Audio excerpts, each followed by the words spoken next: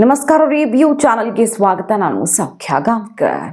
CM ಪರಮಾಪ್ತನಿಂದಲೇ ಸರ್ಕಾರಕ್ಕೆ ಈಗ ಭ್ರಷ್ಟಾಚಾರದ ಬಾಂಬ್.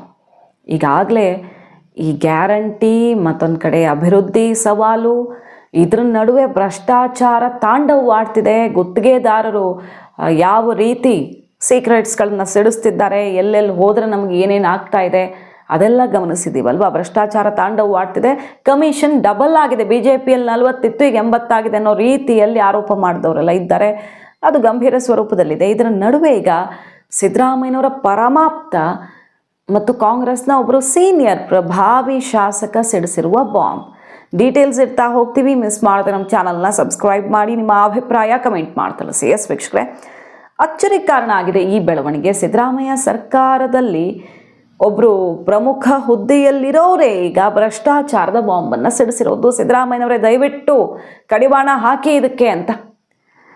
200ಕ್ಕೂ ಹೆಚ್ಚು ಜನ ಮರಳು ಮಾಫಿಯಾದಿಂದಾಗಿ ಸರ್ಕಾರಕ್ಕೆ ಬಹಳ ದೊಡ್ಡ ಏಟು ಬೀಳ್ತಾ ಇದೆ. ಭ್ರಷ್ಟಾಚಾರಕ್ಕೆ ಮೂಗುದಾರ ಹಾಕಿ ಅಧಿಕಾರಿಗಳು ದೊಡ್ಡವರೇ ಸೇರಿಕೊಂಡು ದೋಚುತ್ತಾ ಇದ್ದಾರೆ ನೈಸರ್ಗಿಕ ಸಂಪತ್ತನ್ನು. ಮತ್ತು ಇದರಿಂದ 400-500 ಕೋಟಿಗಟ್ಟಲೆ ನಷ್ಟವಾಗ್ತಾ ಇದೆ. ಬೊಕ್ಕಸಕ್ಕೆ ದೊಡ್ಡ ಸಮಸ್ಯೆ ಈ ಭ್ರಷ್ಟಾಚಾರದಿಂದ ಅಂತ ಬಸವರಾಜ ರಾಯರೆಡ್ಡಿ ಅವರು, ಆರ್ಥಿಕ ಸಲಹೆಗಾರರು, ಈಗ ದಯವಿಟ್ಟು ನಮ್ಮ ಸರ್ಕಾರಕ್ಕೆ ಬರ್ತಿರೋ ಕೆಟ್ಟ ಹೆಸರನ್ನು ತೊಳೆದು ಹಾಕಬೇಕಂದ್ರೆ ನೀವು ಭ್ರಷ್ಟಾಚಾರಕ್ಕೆ ಕಡಿವಾಣ ಹಾಕಿ ಮುಖ್ಯಮಂತ್ರಿಗಳೇ ಅಂತ ಪತ್ರ ಬರೆದಿರೋದು ಅಚ್ಚರಿಗೆ ಕಾರಣ ಆಗಿದೆ. ತಮ್ಮ ಸರ್ಕಾರದ ಅವಧಿಯಲ್ಲಿ ಈ ರೀತಿ ಭ್ರಷ್ಟಾಚಾರ ನಮಗೆ ಕೆಟ್ಟ ಹೆಸರು ಬರ್ತಿದೆ ಅಂತ ಅವ್ರು ಹೇಳ್ತಿರೋದು. ಗಣಿಗಾರಿಕೆ ಅಕ್ರಮದ ಕುರಿತು CM ಆರ್ಥಿಕ ಸಲಹೆಗಾರರು ಬರೆದಿರುವಂಥ ಪತ್ರದಲ್ಲಿರುವಂಥ ಮಾಹಿತಿ ಇವೆಲ್ಲ. ಸೂಕ್ತ ಕ್ರಮಕ್ಕೆ ಆಗ್ರಹಿಸಿದ್ದಾರೆ. ಕೊಪ್ಪಳದಲ್ಲಿ 85 ಕಿಲೋಮೀಟರ್ ತುಂಗಭದ್ರಾ ನದಿ ಹರಿಯತ್ತೆ. ಅಪಾರವಾದ ಮರಳು ಗಣಿ ಇದೆ ಅಲ್ಲಿ.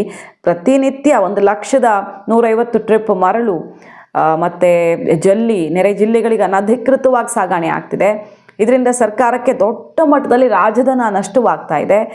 ಇಲಾಖೆ ಅಧಿಕಾರಿಗಳೇ ಶಾಮೀಲಾಗಿ ಭ್ರಷ್ಟಾಚಾರದಲ್ಲಿ ಅಲ್ಲಿ ಪ್ರತಿದಿನ ಭ್ರಷ್ಟಾಚಾರದಲ್ಲಿ ಮುಳುಗೇಳ್ತಿದ್ದಾರೆ ಅಂತ ವರದಿಯಲ್ಲಿಯೂ ಸಲ್ಲಿಕೆಯಾಗಿದೆ. 200ಕ್ಕೂ ಹೆಚ್ಚು ಜನ ಮರಳು ಮಾಫಿಯಾದಲ್ಲಿ ಭಾಗಿಯಾಗಿದ್ದಾರೆ. ಇದರಿಂದ ತುಂಬ ದೊಡ್ಡ ಕೆಟ್ಟ ಹೆಸರು ಬರ್ತಿದೆ ನಮಗೆ, ನಮ್ಮ ಸರ್ಕಾರಕ್ಕೆ. ಜಿಲ್ಲಾಧಿಕಾರಿಗಳ ಅಧ್ಯಕ್ಷತೆಯಲ್ಲಿ ಕಾರ್ಯಪಡೆ ರಚಿಸಿ ಕೂಡಲೇ ಕ್ರಮ ಕೈಗೊಳ್ಳಿ ಅಂತ CM ಅವ್ರನ್ನ ಒತ್ತಾಯಿಸ್ತಿರೋದು. ಆಶ್ಚರ್ಯ ಆಗ್ತಿರೋದು, ಒಬ್ಬರು ಸೀನಿಯರ್ MLA ಮತ್ತು ಸಿದ್ದರಾಮಯ್ಯನವರ ಪರಮಾಪ್ತ ಆರ್ಥಿಕ ಸಲಹೆಗಾರ ಸರ್ಕಾರದಲ್ಲಿ ಪ್ರಭಾವಿಯಾಗಿರೋರೇ ಇಷ್ಟು ಅಸಹಾಯಕರಾಗೋ ಪರಿಸ್ಥಿತಿ ಎದುರಾಗಿದೆಯಾ? ಅಂದರೆ ದೊಡ್ಡವ್ರ ಕೈವಾಡ ಇದೆಯಾ ಇಲ್ಲಿ? ಅಧಿಕಾರಿಗಳು ಅಲ್ಲಲ್ಲೇ ಬೀಡು ಬಿಟ್ಕೊಂಡು ಭ್ರಷ್ಟಾಚಾರ ಮಾಡ್ತಿದ್ದಾರೆ. ಯಾರ ಆಶೀರ್ವಾದದಿಂದ ಈ ರೀತಿಯ ಕುಮ್ಮಕ್ಕು ಸಿಗ್ತಿದೆ ಅವ್ರಿಗೆ, ಅಧಿಕಾರಿಗಳಿಗೆ ಇಷ್ಟು ದೋಚೋದಿಕ್ಕೆ? ಬೊಕ್ಕಸಕ್ಕೆ 100 ಕೋಟಿ ನಷ್ಟ ಮಾಡುವಷ್ಟು ಬಲಿತು ಬಿಟ್ಟಿದ್ದಾರೆ. ಅಂದರೆ ಯಾರ ಕೃಪಾ ಕಟಾಕ್ಷ ಇದೆ? ಶಾಸಕರೇ ಅಸಹಾಯಕರಾಗಿ ಏನೂ ಕ್ರಮ ಆಗ್ತಿಲ್ಲ. ಹಿಂಗೆ ಹೋದರೆ ನಮ್ಮ ಸರ್ಕಾರದ ಕಥೆ ಏನು ಅಂತ ಕೇಳ್ತಾರೆ. ಅಂದರೆ ಅಚ್ಚರಿ ಆಗ್ತಾ ಇದೆ. ಈಗ ಯಾಕೆ ಕ್ರಮ ಆಗ್ತಿಲ್ಲ? ಹಾಗಾದರೆ ಯಾರಿದ್ದಾರೆ ಇದರ ಹಿಂದೆ? ಯಾರು ಇವರನ್ನೆಲ್ಲ ರಕ್ಷಿಸ್ತಿರೋದು ಅಂತ ಕಾನೂನು ಅರಿವು ಇಲ್ಲದೆ ಕೆಳ ಹಂತದ ಅಧಿಕಾರಿಗಳ ಮಾತಿನಂತೆ ಅಕ್ರಮ ದಂಧೆಗೆ ಸಹಕರಿಸ್ತಿರುವ ಹಿರಿಯ ಭೂವಿಜ್ಞಾನಿ ಪುಷ್ಪಲತಾ ಸೇರಿ ಇತರ ಅಧಿಕಾರಿಗಳ ವಿರುದ್ಧ ಕ್ರಮ ಕೈಗೊಳ್ಳಬೇಕು ಅಂತ ಕೂಡ ಆಗ್ರಹಿಸಿದ್ದಾರೆ. ಆರೋಪ ಆಕ್ರೋಶ ಕೇಳಿ ಬಂದಿದೆ. ಹಿರಿಯ ಅಧಿಕಾರಿಗಳ ವಿರುದ್ಧ, ಭೂವಿಜ್ಞಾನಿ ವಿರುದ್ಧ ಬಹಳಷ್ಟು ದೊಡ್ಡವರೇ ಇದರಲ್ಲಿ ಇನ್ವಾಲ್ವ್ ಆಗಿದ್ದಾರೆ. ಭ್ರಷ್ಟಾಚಾರಕ್ಕೆ ಅನುಕೂಲ ಮಾಡಿಕೊಡ್ತಿದ್ದಾರೆ ಮತ್ತು ಸರ್ಕಾರಕ್ಕೆ ರಾಜಸ್ವ ಕೊರತೆಯಾಗಿ ದೊಡ್ಡ ನಷ್ಟನೂ ಆಗ್ತಿದೆ ಅನ್ನೋದನ್ನು ಎಕ್ಸ್ಪೋಸ್ ಮಾಡಿದ್ದಾರೆ ಬಸವರಾಜ ರಾಯರೆಡ್ಡಿ ಅವರು. ತುಂಗಭದ್ರಾ ನದಿ ಹಿರೇಹಳ್ಳದಲ್ಲಿ ಮರಳು ಅಕ್ರಮ ಅವ್ಯಾಹತವಾಗಿ ಹೋಗಿದೆ. ಹಿರೇಹಳ್ಳದಲ್ಲಿನ ಅಕ್ರಮದ ಕುರಿತು ಮಾಧ್ಯಮದಲ್ಲಿ ರಿಪೋರ್ಟ್ ಆಗಿ ಕಡೆಗೆ ಎಚ್ಚೆತ್ತುಕೊಂಡ್ರು, ಪ್ರಕರಣ ದಾಖಲಿಸ್ಕೊಂಡ್ರು. ಬೂದುಗುಂಪ, ಕೆರಹಳ್ಳಿ, ಬಂಡಿಹರ್ಲಾಪುರ ಭಾಗದಲ್ಲಿ ಅಕ್ರಮ ಗ್ರಾನೈಟ್ ಗಣಿಗಾರಿಕೆ ನಡೀತಾ ಇದೆ. ಈ ಬಗ್ಗೆ ದಾಖಲಾದ ದೂರು ಆಧರಿಸಿ ಗಣಿ ಮತ್ತು ಭೂವಿಜ್ಞಾನ ಇಲಾಖೆ ಹೆಚ್ಚುವರಿ ನಿರ್ದೇಶಕ ನೇತೃತ್ವದ ತಂಡ ರಚಿಸಿ ಸ್ಥಳ ಪರಿಶೀಲನೆ ನಡೆಸಿ ವರದಿನೂ ಸಲ್ಲಿಕೆಯಾಯಿತು. ಆದರೆ ವರದಿಯಲ್ಲಿ ಅಕ್ರಮ ಸಾಬೀತಾದರೂ ಕ್ರಮ ಇಲ್ಲ. ಈ ಕುಕ್ಕನೂರು ತಾಲೂಕಿನ ತಳಕಲ್ ಗ್ರಾಮದ 9.4 ಎಕರೆ ಬೆಣ್ಣೆ ಕೆರೆಯಲ್ಲಿ ಹೂಳು ಮತ್ತು ಮಾರಾಟ ಮಾಡಿ ರಾಜಧನ ಪಾವತಿಗೆ ಸೂಚಿಸಲಾಗಿದೆ.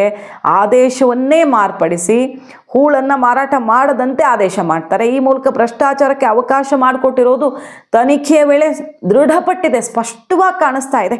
ಇಲಾಖೆ ನಿರ್ದೇಶಕರಿಗೆ ವರದಿ ಸಲ್ಲಿಕೆಯಾಗಿದ್ದು ಅಧಿಕಾರಿಗಳ ವಿರುದ್ಧ ಕ್ರಮಕ್ಕೆ ಶಿಫಾರಸಾಗಿದೆ. ಇಷ್ಟೆಲ್ಲ ಆದರೂ ಯಾಕೆ ಕ್ರಮ ಆಗ್ತಾ ಇಲ್ಲ? ಮಾಧ್ಯಮಗಳ ವರದಿ ನಿರಂತರವಾಗಿ ಪ್ರಸಾರ ಆದಮೇಲೆ ಇದು ಬೆಳಕಿಗೆ ಬಂದು ಕ್ರಮ ಕೈಗೊಳ್ಳಬೇಕು ಅಂತ ವರದಿ ರೆಡಿ ಆದರೂ ಕೂಡ ಏನಾಗ್ತಿದೆ ಅನ್ನೋದು ಇಲ್ಲಿ ಪ್ರಶ್ನೆ. ಹಲವಾರು ವರ್ಷಗಳಿಂದ ಒಂದೇ ಕಡೆ ಇದ್ದಾರಂತೆ ಅಧಿಕಾರಿಗಳು. ಸುಮಾರು ಜನರ ಹೆಸರು ಇಲ್ಲಿ ಕೇಳಿ ಬರ್ತಾ ಇರೋದು. ಕಿರಿಯ ಅಭಿಯಂತರ ನವೀನ್ ಕುಮಾರು, ಅಧೀಕ್ಷಕ ಮಲ್ಲಿಕಾರ್ಜುನ್, ಪ್ರಥಮ ದರ್ಜೆ ಸಹಾಯಕ ಹರೀಶ್ ವಿಜಿ, ಈ ಥರ ಸುಮಾರು ಜನ ವರ್ಗಾವಣೆ ಆಗಿಲ್ಲ, ಅವರು ಇದ್ದಲ್ಲೇ ಇದ್ದಾರೆ, ಎಷ್ಟೋ ವರ್ಷಗಳಿಂದ ಒಂದೇ ಕಡೆ ಇದ್ದಾರೆ ಅನ್ನೋ ಆರೋಪ ಎಲ್ಲ ಕೇಳಿ ಬರ್ತಾ ಇದೆ. ಕೆಲವರೆಲ್ಲ 3, 4, 5 ವರ್ಷಗಳಿಂದ ಅಲ್ಲಲ್ಲೇ ಇದ್ದಾರೆ. 12 ವರ್ಷ, 9 ವರ್ಷ, 18 ವರ್ಷಗಳಿಂದ ಇರೋರು ಇದ್ದಾರೆ. 9 ವರ್ಷ, 5 ವರ್ಷ, ಈ ಥರ ಮಿನಿಮಮ್ ಬಹುತೇಕ ಅಧಿಕಾರಿಗಳಲ್ಲೇ ಬೀಡ್ಬಿಟ್ಕೊಂಡಿದ್ದಾರೆ. ಹಾಗಾಗಿ ಅವ್ರಿಗೆ ಭ್ರಷ್ಟಾಚಾರ ಮಾಡೋದಕ್ಕೆ ಇದು ನಮ್ಮದೇ ಅಡ್ಡ ಅನ್ನೋ ರೀತಿಯಲ್ಲಿ ಆಗಿಬಿಟ್ಟಿದೆ, ಎಲ್ಲ ಅಡ್ಜಸ್ಟ್ಮೆಂಟ್ ಆಗಿಬಿಟ್ಟಿದೆ ಅನ್ನೋದು ಆರೋಪ ಕೇಳಿ ಬಂದಿರೋದು, ಈಗ ದೂರು ಸಲ್ಲಿಕೆ ಆಗಿರೋದು.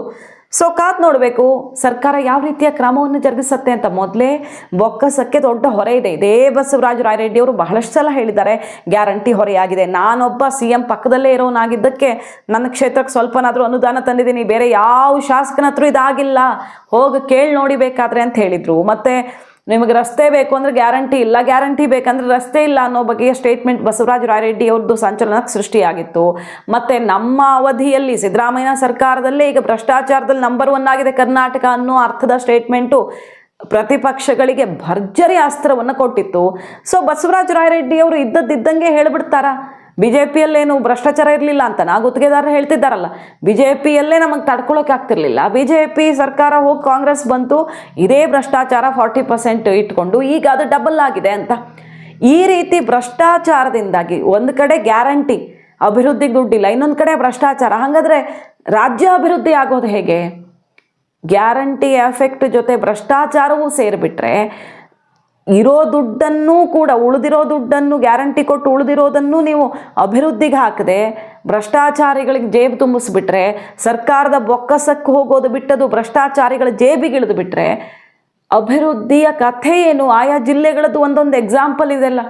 ಇನ್ನು ಎಲ್ಲೆಲ್ಲಿ ಏನೇನಾಗ್ತಿದೆ ಅನ್ನುವಂಥ ಪ್ರಶ್ನೆ ಮೂಡುತ್ತೆ. ಇದಕ್ಕೆಲ್ಲ ಕಡಿವಾಣ ಹಾಕದೇ ಇದ್ದರೆ ನಮ್ಮ ಸರ್ಕಾರಕ್ಕೆ ಸಿಕ್ಕಾಪಟ್ಟೆ ಸಮಸ್ಯೆ ಆಗುತ್ತೆ, ಕೆಟ್ಟ ಹೆಸರು ಬರ್ತಿದೆ ಸರ್ಕಾರಕ್ಕೆ ಅಂತಿದ್ದಾರೆ ಬಸವರಾಜ ರಾಯರೆಡ್ಡಿ ಅವರು. ಇದೀಗ ನ್ಯಾಷನಲ್ ಲೆವೆಲಲ್ಲಿ ಚರ್ಚೆ ಆಗ್ತಿದೆ. ಬಸವರಾಜ ರಾಯರೆಡ್ಡಿ ಅವರು ಪದೇ ಪದೇ ಸರ್ಕಾರದ ಸೀಕ್ರೆಟ್ಸ್ಗಳನ್ನು ತೆಗಿತಿದ್ದಾರೆ ಅಂತ. BJPಗರಿಗೂ ಇದು ಅಸ್ತ್ರ ಆಗಿದೆ. ಈಗ ಕಪ್ಪದ ಫೈಟ್ ನಡೀತಾ ಇದೆ. ಅನಂತಕುಮಾರ್ ಅವರು ಯಡಿಯೂರಪ್ಪನವರು ಆಡಿಯೋ ಬಿಡೋದು, ಇವರು ಕಾಂಗ್ರೆಸ್ನ ಕಡೆಗೆ ಬೆರಳು ತೋರಿಸೋದು, ಪರಸ್ಪರ ದುಡ್ಡು ಸಾಗಿಸಿದ್ದು ಮತ್ತೊಂದೊಂದು ಜಟಾಪಟಿ ಜೋರಾಗ್ತಿದೆ. ಪ್ರಿಯಾಂಕ್ ಖರ್ಗೆ ಅವರು ಇಲ್ಲೂ ಕೂಡ ಅಬ್ಬರಿಸ್ತಿದ್ದಾರೆ BJPಯ ವಿರುದ್ಧ. ಅದೆಲ್ಲ ಸರಿ, ಆದರೆ ಕೈ ಸರ್ಕಾರದಲ್ಲಿ ಹಾಗಾದರೆ ಭ್ರಷ್ಟಾಚಾರ ಎಲ್ಲ ವಲಯಗಳಲ್ಲೂ ತಾಂಡವವಾಡ್ತಾ ಇದೆಯಾ? ಈ ರೀತಿ ಪ್ರಶ್ನೆ, ಆರೋಪ, ಆಕ್ರೋಶ ಎದ್ದಿದೆ. ಇದಕ್ಕೆ ಕಡಿವಾಣ ಹಾಕಿದರೆ ಬಹುಶಃ ಅಭಿವೃದ್ಧಿಗೆ ಮತ್ತಷ್ಟು ಬಲ ಸಿಗತ್ತೆ ಅನ್ನೋದಷ್ಟೇ ಕೇಳಿ ಬರ್ತಿರುವ ಆಗ್ರಹ. ಮಾಹಿತಿ ಇಷ್ಟ ಆಗಿದ್ರೆ ಮಿಸ್ ಮಾಡಿದ್ರೆ ನಮ್ಮ ಚಾನಲ್ನ ಸಬ್ಸ್ಕ್ರೈಬ್ ಮಾಡಿ, ನಿಮ್ಮ ಅಭಿಪ್ರಾಯ ಕಮೆಂಟ್ ಮಾಡಿ ತಿಳಿಸಿ. Thank you.